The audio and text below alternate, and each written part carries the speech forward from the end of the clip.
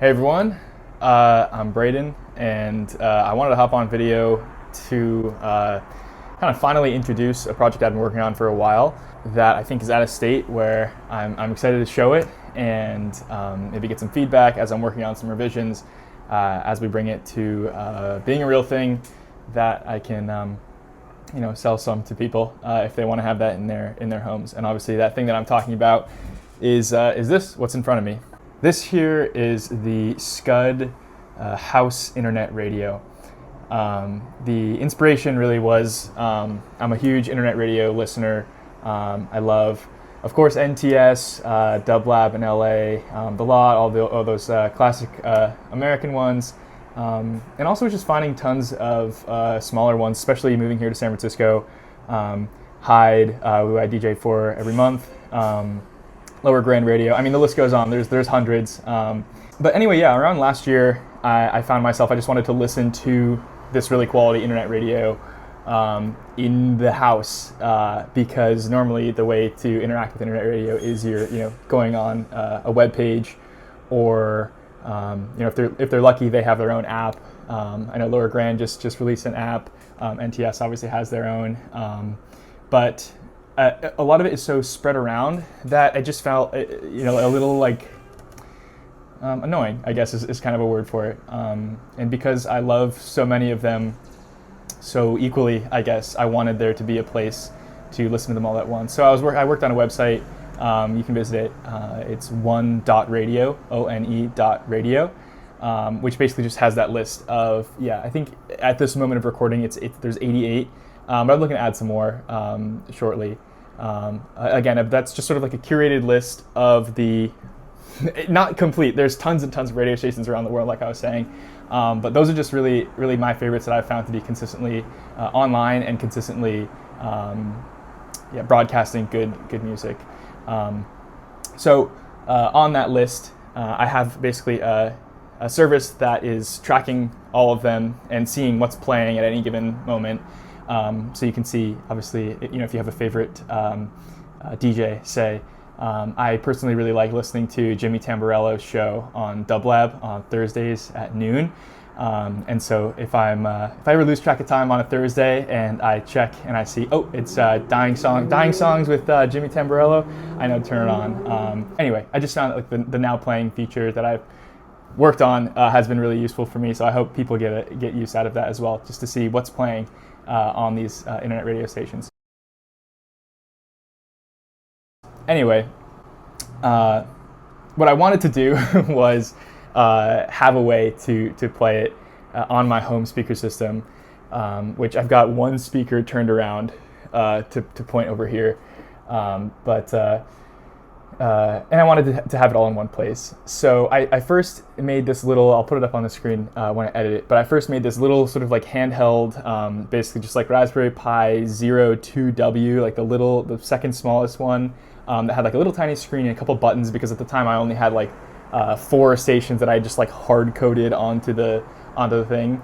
And then I sort of graduated to, tracking more stations, because I was just thinking, these are the 4 that I can put on these buttons that I had to like pick favorites out of, but I obviously wanted to listen to more. And then the buttons, the 4 programmed buttons became, like forward and backward through the list. And then that became pretty cumbersome because, once you have a couple dozen stations, you're pressing these little buttons and it's super annoying. And one of my friends suggested, why don't you just, get a knob? And I was like, well, that's like going to be a huge pain because these little buttons are like integrated on this little screen thing, all in one thing. And I was like, no way I could do that. But it really, I think that kind of like shifted my perspective. Maybe I could do a knob, say. So I kind of redesigned it, redesigned the shape of it, and through a bunch of iterations, ended up with this design. So you take a look at it here. See if it focuses. Nice. So we've got cut bent sheet metal aluminum as like a sort of roof. Same thing for the base. This is the little Scud logo here. We've got a volume and a channel, and this is the on and off switch. So I'll flip it on. Maybe it came unplugged. Okay, so we've got a little screen here. We've got a volume. We've got the channel, and then a little on and off switch. So I'll flip it on, and here you go. So right now it's tuned to lower grand radio, and I'll turn the volume up.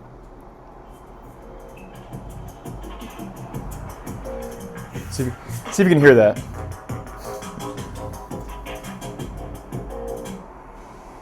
Let's see what's on NTS.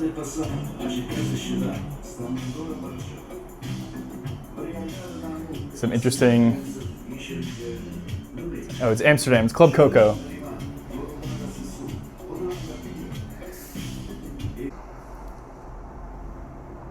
Maybe Cashmere in Berlin.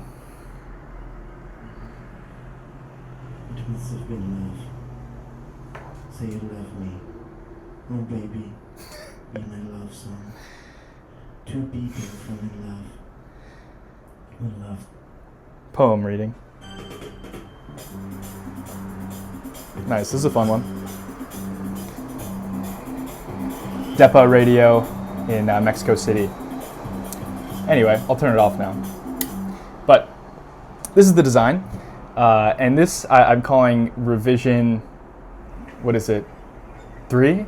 3. Where we've got this little house design. This is a new shape for it that I'm happy about. I think it looks kind of cute. I think it would look nice on like a, what's the word, media console shelf. That's where I've got it. But what I wanted to do today, besides just introduce this device, is talk about what I have planned for revisions as we're nearing the final design, and what I can do right now to make it a little bit better. So, with that, on the list of revisions, like I said, we're really close. There are only a couple things to revise. The shape is nearly there. I think it could just be a little bit shorter, a little bit more compact. Not that there's wasted space, a ton of wasted space, because I think the shape of it itself is worthy of the size, in my opinion. But I do want to see if I can make it a little bit more compact. Just I don't know. I like there to be. I like it to be these features filling up more of the face. I think. I'm also going to be moving these back outputs. Again, what is it? 3.5mm audio jack and just a USB-C power in. I'm going to be moving these kind of to the corner, just so they're not sort of like awkwardly placed in the middle.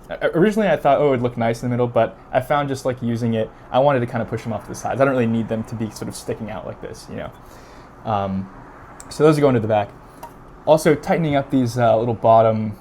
I don't know what the right flaps, I guess, flanges, so that it's just a little bit cleaner on the bottom. Other things, I don't know, you can see I don't have screws in 2 of these corners because I'm preparing to take this apart. Maybe I can walk through some of the parts in here, but I think probably what I'll do is just go through the immediate change that I'm going to be doing right now. A very, very small one that maybe only I will notice, but I think is worthwhile, which is these knobs here. Behind the aluminum knob is what's called a rotary encoder, which is basically just a little pole that has three words, detent. In the comments, correct me if that I'm pronouncing that wrong. I've only seen it written, but basically like little notches. So when you turn it, it'll not necessarily click, but you can just sort of feel a little pulse. I guess there's like 24 pulses as you go around here, and then when you, maybe I'll show actually. You turn that down. When you click, you can favorite a station, so you can hear a little bit of a click.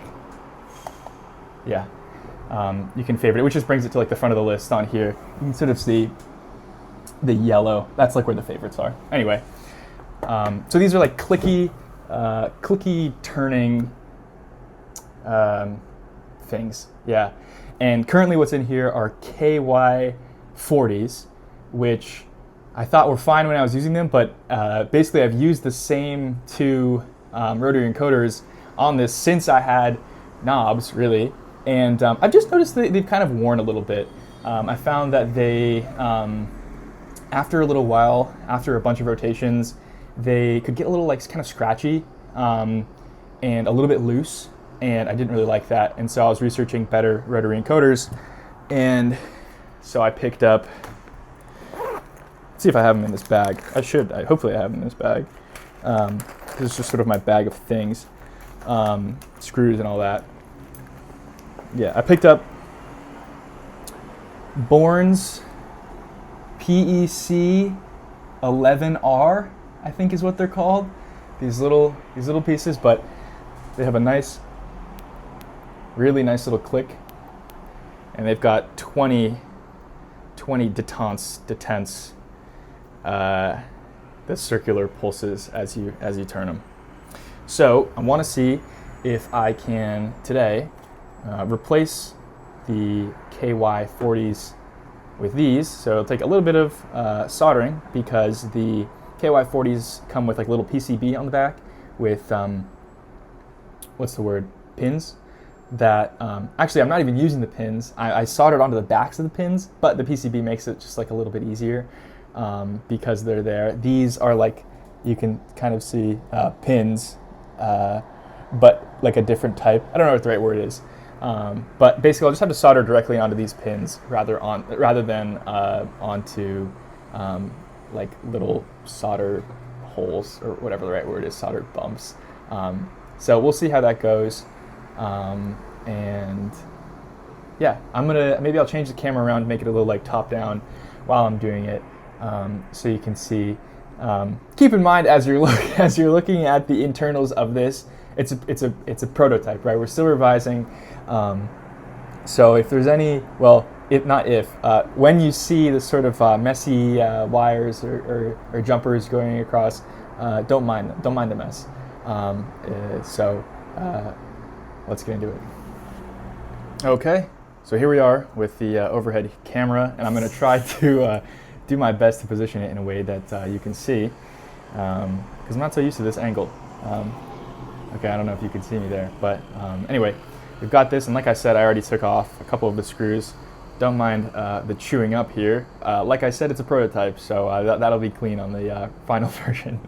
I was playing around with some PEM nuts, some self-clinching nuts, and anyway, all right, I'm gonna take this apart now.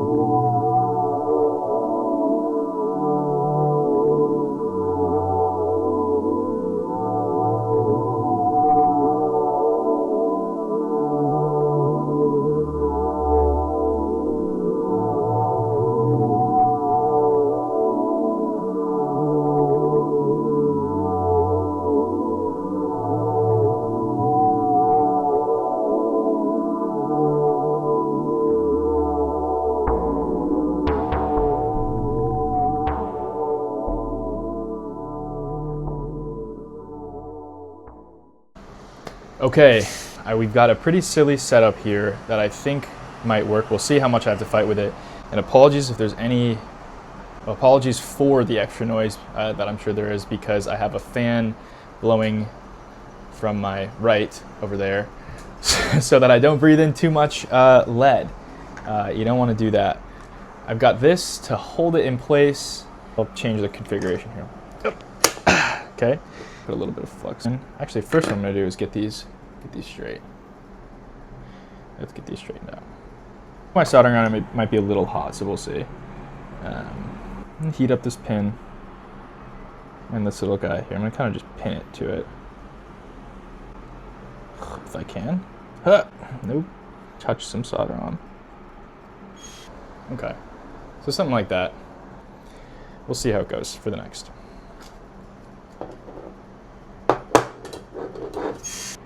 Tiny bit. I don't think we need as much as we did the last time. Straighten these out. Holding it down, nice. Dab a little bit of solder. Maybe it's not hot enough. There we go. That's flowing nicely. Whew, that looks pretty good. That looked pretty good. Let's actually try it first. Let's do this next one with shrink wrap. I keep saying shrink wrap. It's a heat shrink, like these things. You know what I mean? These things. Okay. Don't need all of it. I'll cut it in half. What? Just slide it on. Might be a little too big. We'll see. We're using the yellow, whatever this is. Doesn't say. Nice. Slipped off. That's fine. Let's dab some solder on. Come on now. Flow. Okay, that's not so bad. All right. 3 down, 2 to go on this little guy. You can see how I did. Maybe you can judge me in the comments. That is fine. That's going to be okay for our purpose. Yeah, what we can do is just sort of slide the heat shrink up here, shrink that down so that it'll be nice and clean and stick on nicely. Let's flip this around and do these back too. Aish. It's a little too hot. Okay, I think that'll be okay. I think that should be good. Got a seagull out by my window because my neighbor feeds it. I think these are looking all right. I'm going to do the other one now. I'm just hopping back on to talk about, or rather just show you what I meant when I say I'm going to heat shrink these, what's the word? Wires. Yeah, so it just protects the solder joints a little bit and adds a little bit of rigidity here and a little bit of protection because solder can be kind of brittle, you know. It's still pretty hot, I don't really want to touch it, but okay, back to work. So actually, before doing the other one, I wanted to see if the first one works, because the other one that I had nice labels for which pins went where. Let's see, switch, whatever, positive and ground. But this one doesn't, so I wanted to make sure that the diagram that I was looking at online from, I think, like a Reddit user was correct. So I wired it all up, and let's see. Nice. Nice. See, we're turning it. It's going the right direction. That's lovely. The screen more in focus. There you go. Oh, that's nice. And the click.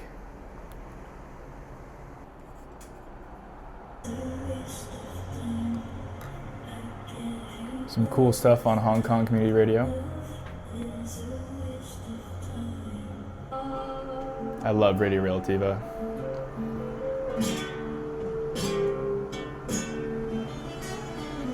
That was such a nice way to end. And thank you so much for being here today. Thank you.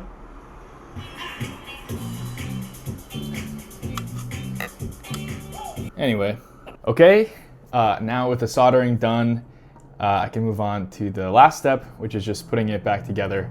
I've already gotten a bit of a head start in that I can sort of see, and the screw just fell out, mounting the rotary encoders here onto the front plate and bringing the switch through the front.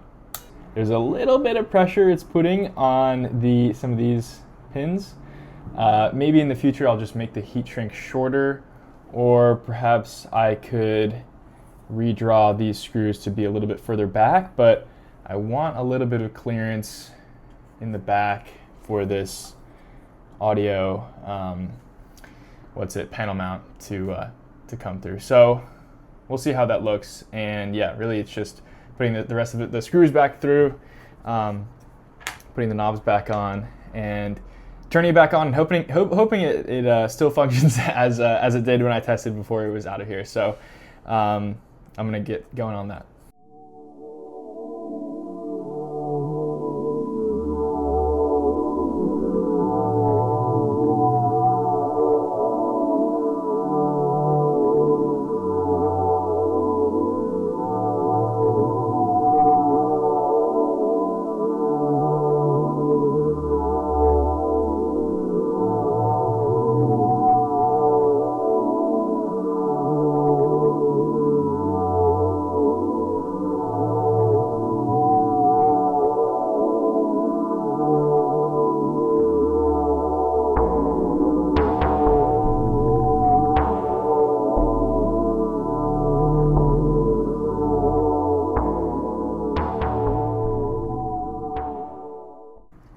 Okay, it's all back together, and I guess the last thing to do would be to plug it back in, turn it back on, and listen to some music. There we go.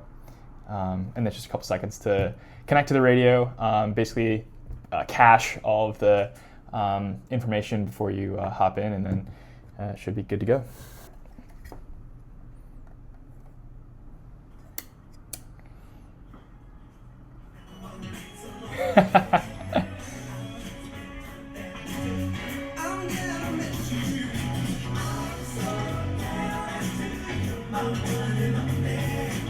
I don't know if you just noticed, but I just adjusted the volume with this knob. That is because I installed it backwards.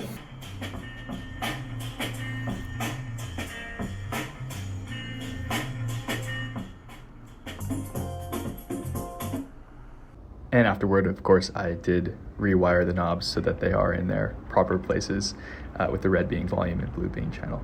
Okay, all good. Well, with that, I will be signing off, but I hope you enjoyed watching me talk about this thing that I've been working on for a little while, some of the things that are coming, and I don't know, getting to see a bit of what it looks like to put together, and some improvements that I'm making in as we come closer to the final design that will be ready for release into the world. So yeah. Here it is again. You can see I added a little like marqueing text. Looks pretty nice. See what I mean? When the text's too long for the screen, it goes. Anyway, I'm gonna say goodbye now. Thanks so much for watching, and I'll continue to post videos showing my progress on this. And so I hope you follow along, and give comments for suggestions. Things that you think might be good improvements as we finalize things, or just anything.